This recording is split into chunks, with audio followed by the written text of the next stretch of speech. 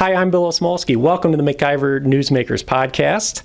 Today we are introducing our fall intern, Courtney Graves. Courtney, thank you very much for joining the team here at MacIver. Yeah, of course. So Courtney is a junior at UW-Madison, and she's not just an intern at the MacIver Institute, she is also a college Republican. So Courtney, would you tell us a little bit about what you do with the College Republicans? Yeah, so I serve as president of the UW-Madison College Republicans, and really the main purpose of our group is we want to provide a space for other conservatives on campus to find like-minded people, given the fact that UW-Madison is the vast majority liberal.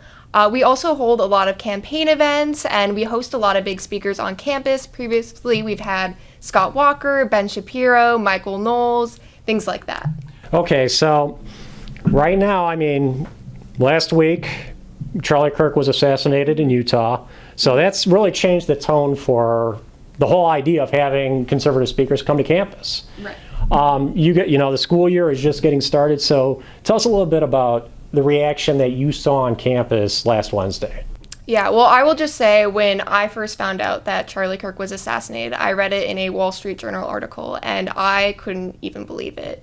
It didn't register with me that he was really dead for hours, but I remember I found out when I was in one of my political science classes, and the immediate reaction around me was that people were laughing that he died. And I remember overhearing someone even saying, wow, I wonder how the conservatives are going to spin this now. But the reaction got even worse as the day went on. The Badger Herald, which is our school newspaper, actually did an interview with students on campus about how they felt about the assassination. And one of the responses was that he said he wanted to have a dance in the streets and drink champagne. And another girl interviewed had said that Charlie should be happy that he got shot because that's what he would have wanted and that's what he believed in. And beyond that, the reaction from even professors at UW-Madison was disgusting. There was a political science professor who has probably posted about 100 posts on Blue Sky going about the assassination, how Republicans and Democrats alike on a national level are being over-dramatic about it and how we shouldn't be celebrating Charlie Kirk as a conservative figure. And another assistant mathematics professor at the University of Wisconsin-Madison even said in reference to the assassination that violence against them tends to come from need. So obviously being a conservative on campus and hearing people react this way, it's very disturbing because it makes conservatives like me scared to speak out that people would really think that because of our political opinions, we deserve to be shot dead.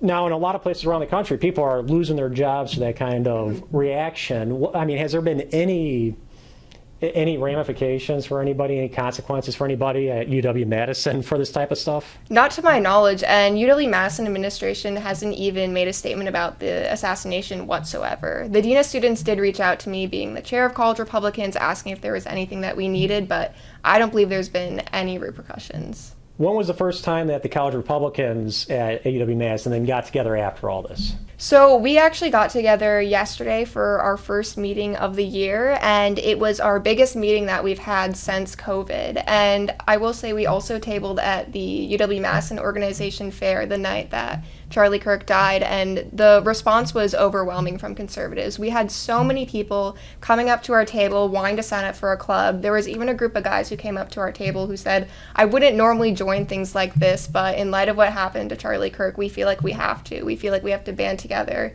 and speak up. So, however, even though this event is very tragic, at least some good can maybe come of it, where people will want to speak loudly, want to stand firm in their beliefs, and hopefully carry on Charlie Kirk's legacy. So many people did you get to sign up last week, and how did that compare to what you usually get? Yeah, so we got 250 signups between the organization fair and the mass email we sent out. That is a huge increase from previous years. I remember last year when I served as vice chair of the club, we only got about 40 signups at the fall org fair. So now, when you were setting up for the fall org fair this year, you're thinking about, what happened to Charlie. What did you think the response was going to be at your table, given, all the rhetoric flying around too? I was really scared that people weren't going to want to come up to our table and that people weren't going to want to be in college Republicans and speak out anymore. I thought the response would be that people would be scared that something would happen to them if they, were outspoken about their beliefs on campus in the way that Charlie Kirk was. But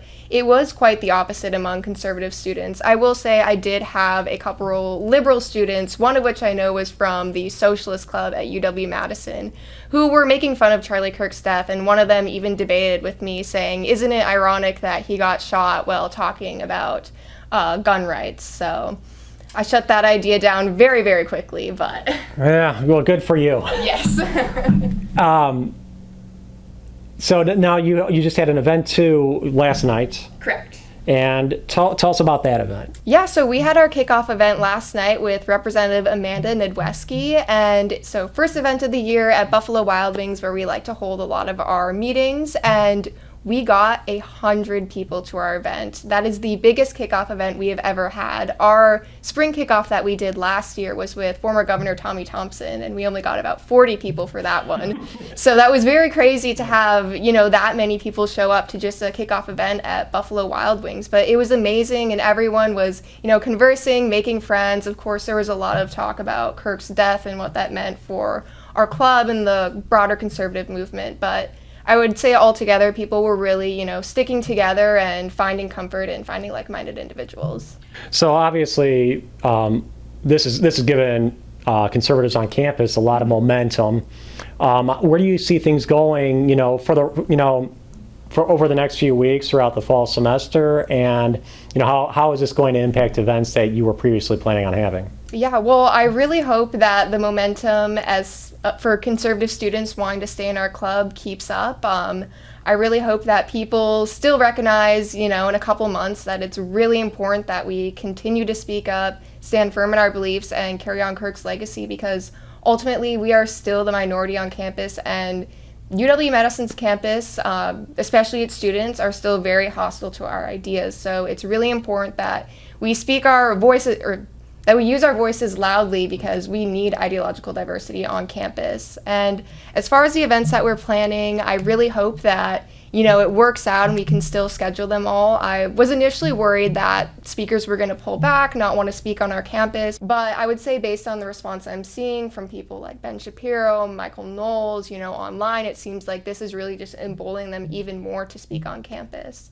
My only fear would be that UW-Madison administration would maybe want to shut events down out of fear of something happening.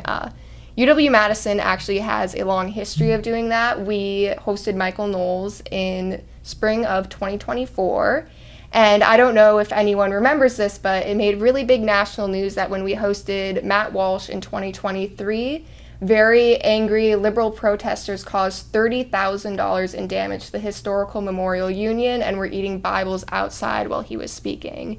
It made huge national news, was on Fox News, all of that.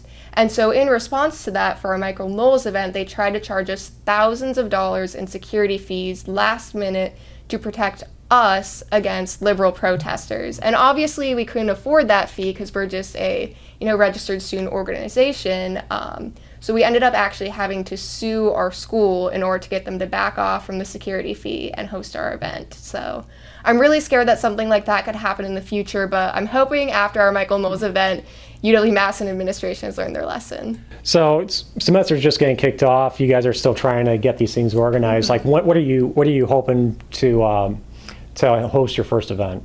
Like in November, or like what time frame are you kind of thinking about for there? So we're going to be hosting events pretty much every week, starting from now all the way till the end of the semester. I'm hoping for one of our bigger events of actually doing a panel on spreading ideological diversity. I want to bring some professors in, maybe some state lawmakers, to talk about the importance of, having different viewpoints on such a liberal campus and how we can combat the really hostile environment that exists against conservatives at UW-Madison.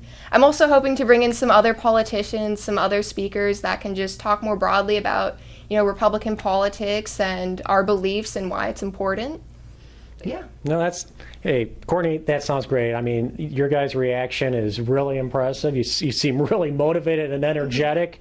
Like this is just, fired you guys up even more. So again, really happy to have you at the MacIver Institute this semester. Obviously, we're going to have to do more updates as the semester goes on because, obviously this is a very interesting topic for people, and you're just, you being right in the middle of it really provides some great insights for people that come to MacIver Institute. So. For sure, yeah. And so we'll catch all of you next time. Welcome back to our MacIver Newsmakers and Report podcasts. All right, thank you, Bill.